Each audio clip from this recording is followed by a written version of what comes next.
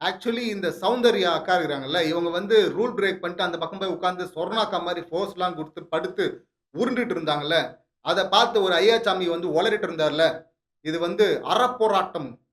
காந்தி வழியில் செய்த அறப்போராட்டம். அது அறப்போராட்டமா அது? அறப்போராட்டம்னா என்ன தெரியுமா? இன்னைக்கு முத்துக்குமார் பண்ணார்ல, அதுதான் அறப்போராட்டம்.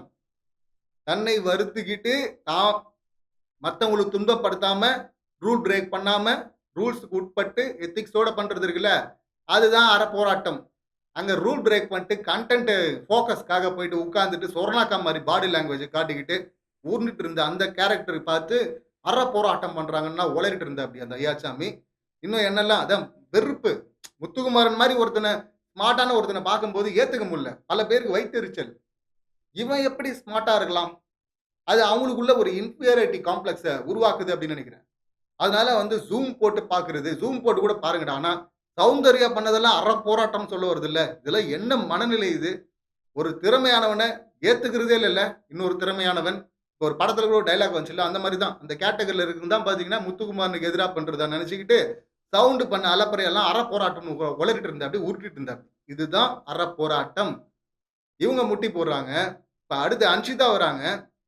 என் மேல பழி வரதுக்கு தான் பண்ணியிருக்கிறாங்க. அங்க இருக்கிற ஒரே பெண் நான் தான்.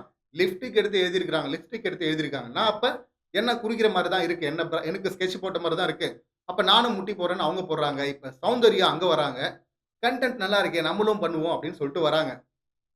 மேடம் வந்து திட்டும்போது உங்களுக்கு கோவம் வருதுல்ல? அப்ப இவ்ளோ நேரம் கேட்கிறோம்ல ஒத்துக்குங்க அப்படின்னு சொல்றாங்க. எல்லாம் பாயிண்ட் எல்லாம் நல்லா தான் இருக்கு.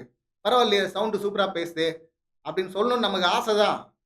ஆனா சொல்ல முடியல. ஏன் தெரியுமா? முதல் 3 வாரம் ஏமாத்துனேன்ல. அந்த ஏமாத்திட்டு இப்ப இப்படி ப்ளே பண்ணா அத நம்புறதுக்கு நாங்க முட்டாள் இல்ல. மக்கள ஏமாத்தணும்னு நெனச்ச யாரையுமே எப்பவுமே சப்போர்ட் பண்ண முடியாது. என்கரேஜ் பண்ண முடியாது. ஸோ இது வந்து திரும்பவும் கன்டென்ட், அட்டென்ஷன் அப்படின்னு சொல்லிட்டு வந்து முட்டி போட்ட மாரி தான் இருந்தது.